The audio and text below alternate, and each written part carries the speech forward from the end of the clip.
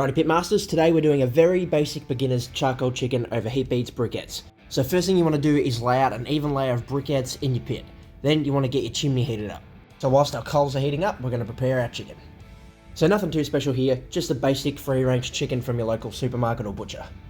So I'm not usually a fan of binders, however with a full chicken like this, sometimes the moisture content can just make it a little bit hard for that rub to attach and settle, so we're just going to use a bit of basic extra virgin olive oil here as a bit of a binder.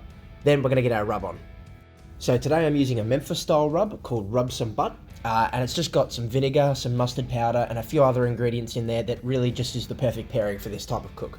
So you're going to want to apply a pretty nice coat all around this chicken. Make sure you get all the sides, all the corners, under the wings, just a nice thick even liberal coat, and that's going to ensure we get a really nice crispy skin and a really nice flavour out of this chicken.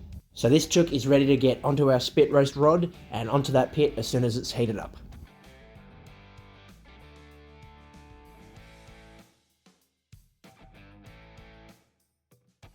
Alright, so you can see our briquettes are all ashed over, so we've poured them over the top of the unlit briquettes, and what that's going to allow us to do is just, it's going to, as those briquettes burn down over time, it's going to light up the unlit ones at the bottom, so it's going to really allow us to get a really long burn time out of this entire thing without having to top it up.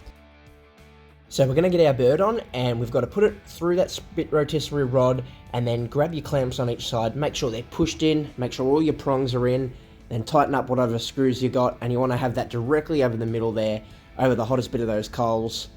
So just make sure everything's locked in perfectly and you're happy with the placement. Turn it on for a test, make sure it spins without any issues, adjust your counterweight if needed, and then you're good to go. Alrighty, and we're off. So no issues here, we're spinning well. We know we're not going to need to check this for at least a couple of hours, but we'll come back shortly and have a look. But as you can see, spinning perfectly, no issues, good to go. We'll come back and check this chook shortly. Check this thing in a few hours. Okay, so we're about 2 hours in, starting to get that really nice charcoal chicken smell from the crispy skin that you can smell. The skin is definitely starting to crispen up. Those juices are basting in it as it's rotating, and they're dropping down into the charcoal, and you get that psh, nice bit of smoke flare up that has that extra charcoal flavour.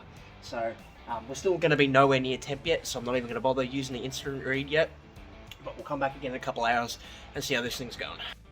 Alright, so we're about 3 hours in, and you can see those little jumps, the little skip it's doing there. That's because we need to tighten up that counterweight and that counterbalance just to allow it to spin nicely. So we'll adjust that, and then we should be off spinning right again like we are now. So what we want to do is just give it a quick temperature check. So look, chicken doneness for a full chicken is 165 Fahrenheit minimum, but I like to get it more around the 175 just to be sure. So we're going to probe it in a few areas just to see, using our instant read probe thermometer. So we're, around 160 Fahrenheit here, so we're not quite done.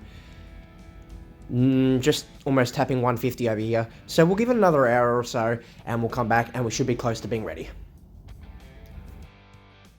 So it's been another hour, and we are probing all over this chicken at 175 Fahrenheit on the dot pretty much, so we're ready to pull it off, let it rest, and slice it. Cut through this nice crispy skin, and we can check out this really juicy chicken on the inside. Check that out. Perfect. There you have it. The rub on that skin. Juicy as chicken. Can't beat it.